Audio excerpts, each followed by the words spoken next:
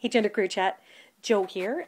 This week's topic on GenderqueerChat is pretty cool. It is to kind of analyze a show or a movie that you've seen recently and kind of look at it through the lens of gender, as well as does it pass the Bechdel? I didn't write it down. A test.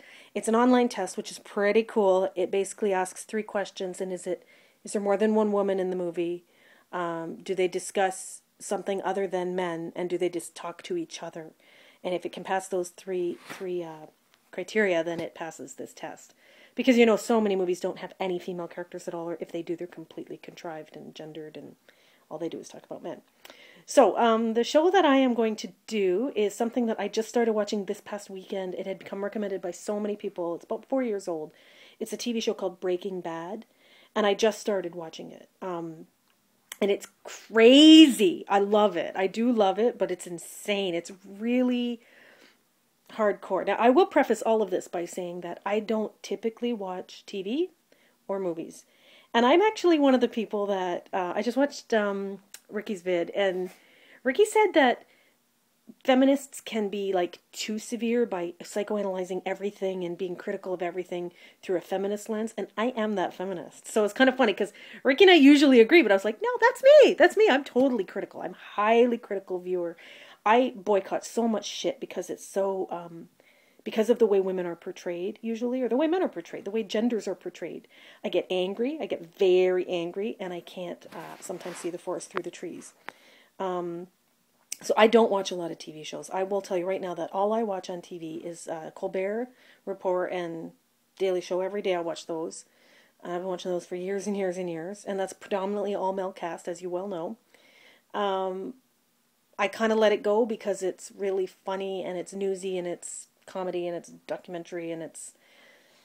I don't typically watch fiction, right? I watch a lot of nonfiction and documentaries. And then the only other two shows that I watch are Mad Men, which are, it's so highly gendered. Mad Men, if you don't know, is set in 1960s Manhattan on Madison Avenue. It's about the ad men that worked on Madison Avenue, the people who worked in the advertising industry. And that show, just incidentally, is very sexist, but because it's set in the 60s, and it's done in such a way as to enlighten you as to how far things have come, and in a way how far things haven't come. And one of the things I will just quickly say about Mad Men is that my mother was born in 1941, and the character of Peggy, who's the female character, the main character on Mad Men, next to Don Draper, who's the main male character.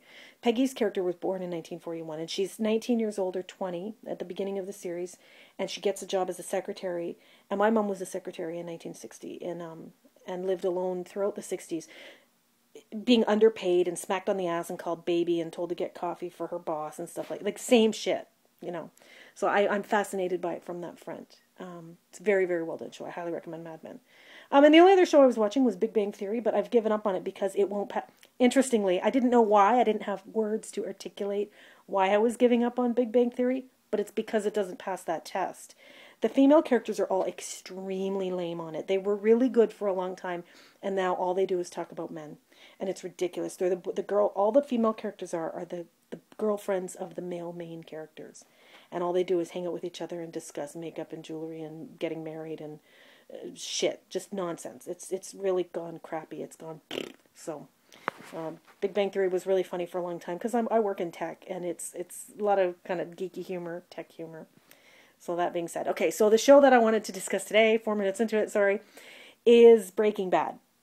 Breaking Bad has a couple of female characters. They're sisters. The main character is Walt White, a man in his 50s who has terminal lung cancer, and he's decided to become a crystal meth cook to save enough, to really make a lot of money quick to leave to his family before he dies. He's got a wife named Skylar and a baby on the way. She's pregnant unexpectedly quite late in life. He also has a son named Walter Jr. who is got cerebral palsy, which is very cool. You don't see too many disabled people on mainstream TV, and he's a really neat character, and the actor who plays him also has cerebral palsy, so it's kind of cool. The sister, okay, so Skylar has a sister named Marie, and Marie has a husband named Hank. And those are all the main characters. Oh, and Jesse is the other drug dealer. And Marie and Skylar are kind of annoying characters. Skylar is very much the stay-at-home housewife, the mother-to-be. She's a pregnant woman who's always rubbing her belly. And but she's also dealing with the fact that I'm only into halfway into season 2.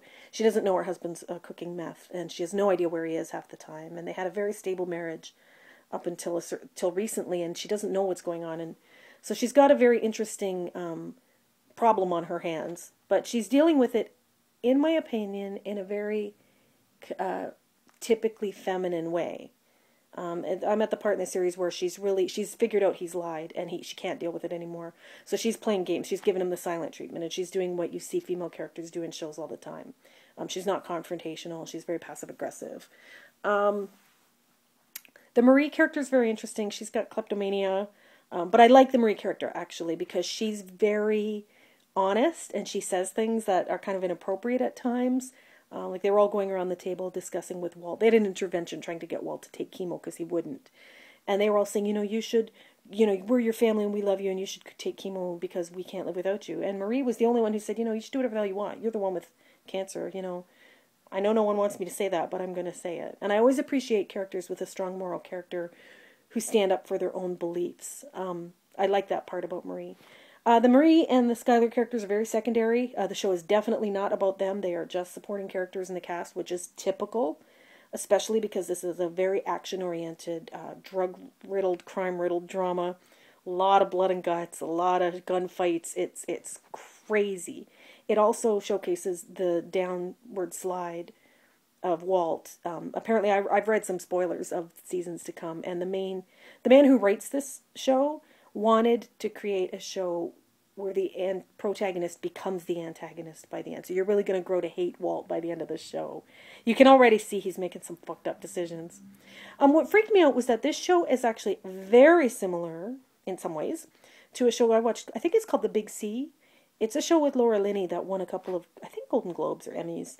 And that was actually a very good show, too, but about a woman who has terminal cancer and how she comes to terms with it. And there were some parallels insofar as both the Laura Linney character and the Walt White character both have opportunities, like where they get a lot of money or they have a lot of money to pay for their cancer treatment at one point, and they don't take it because they're too proud to take a handout from someone else. And I think that's bullshit. I think in real life, you would take the money. At least I know I would. And that stuff like that irritates me. It doesn't ring true to me it doesn't seem real, I hate when TV shows don't seem real. And of course, as a genderqueer person, my reality is very different from the average woman or man's reality. And so to watch these gendered characters play very strict gender roles, which is what you see in almost every television show or movie, bugs me. And it bugs me so much that I actually boycott a lot of shows. I boycotted Disney since time immemorial. I've never watched Disney because of the Disney princess bullshit and the whole gendered, nonsense that goes along with it. Will not watch it. Just will not, under any circumstance. What else did I want to say? There were a couple other things. One thing is just quickly, if you check my personal channel, if any of you guys watch that, I didn't upload them. They were on Google Video all these years, but I just transferred them over to my YouTube channel. I used to be on a TV show, like a roundtable political discussion show. There's a couple of videos up there which are really dorky. They're from back in 2007, I think 2006 and 2007. And in one of them, I'm discussing the collapse of the American economy, and I'm talking about subprime mortgages, and that was in 2007. No one on that panel even knew what a subprime mortgage was, and no one even brought it up once I mentioned it, because the economy had not yet collapsed, which I just think is pretty cool. I was like ahead of my day, ahead of my time. And the other thing I just wanted to mention, which I said in a previous video, but I was just touched base with Lila again today. Yay! I'm going to be a guest speaker at a local high school's GSA meeting. They have a weekly meeting, and I'm going to be the guest speaker in a few weeks' time discussing genderqueer. And I'm so excited! I'm really happy about that. And I told Lila, hey, put me on the main list if any other schools want me as guest speaker, because I think we've got about 15 high schools in our region that, most of them I think have a GSA.